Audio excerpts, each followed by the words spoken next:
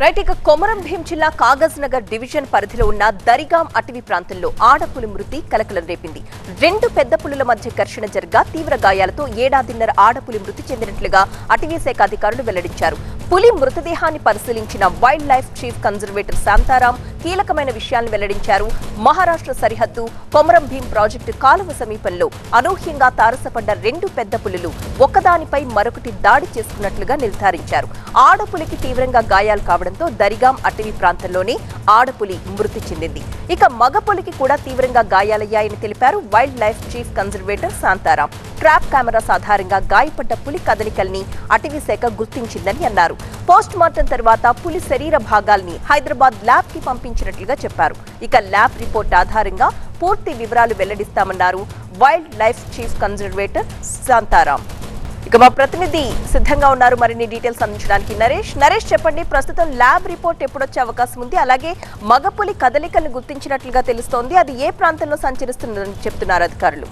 తెలంగాణలోనే అందులోనూ ఉమ్మడి ఆదిలాబాద్ జిల్లాలో కాగజ్నగర్ కార్డర్లో తొలిసారిగా ఆధిపత్య పోరులో ఆడపులి చనిపోయింది. ఏడాదిన్నర వయసున్న పులి ఈ ఆధిపత్య పోరులో టెరిటోరియల్ ఫైట్లో చనిపోయినట్టుగానైతే ఉన్నతాధికారులు గుర్తించారు. దానికి సంబంధించిన శాంపిల్స్ను హైదరాబాద్ ఫోరెన్సిక్ ల్యాబ్కు పంపారు. 10 రోజుల గడువు ఉంటుంది. 10 రోజుల టైంలో దానికి సంబంధించిన పూర్తి వివరాలు వచ్చే అవకాశం ఉంది. కానీ ఈ టైగర్ టెరిటోరియల్ ఫైట్లో ఏడాదిన్నర కాలం ఉన్న ఆడపులి చనిపోవడమే అనేక అనుమానాలకు తావిస్తుంది. డిసెంబర్ 27న అదే ప్రాంతంలో క్యాటిల్ కిల్ జరిగింది. దహేగాం గోంది అటవీ ప్రాంతంలో ఈ ఇన్సిడెంట్ జరిగింది.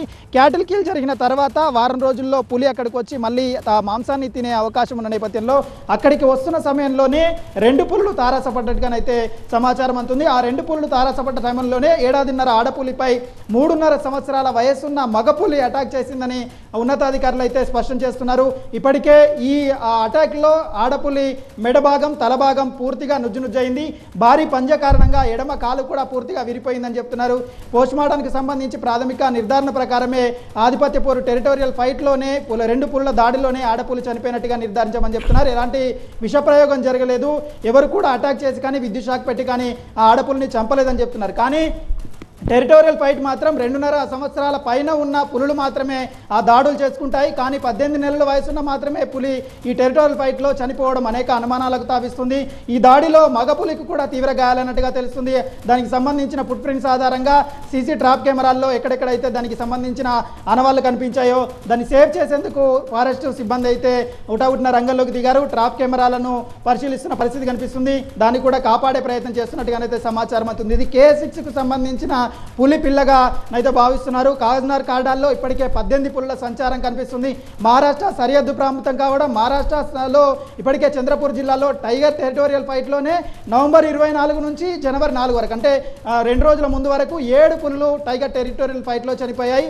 ఇక్కడ కొమరం భీం జిల్లాలో కూడా తొలిసారిగా టెరిటోరియల్ ఫైట్లో ఆడపులి పిల్ల చనిపోవడం అయితే అనేక అనుమానాలు తావిస్తున్నాయి. ఫోరెన్సిక్ రిపోర్ట్ తర్వాత క్లారిటీ వచ్చే అవకాశాలు అయితే ఉన్నాయి.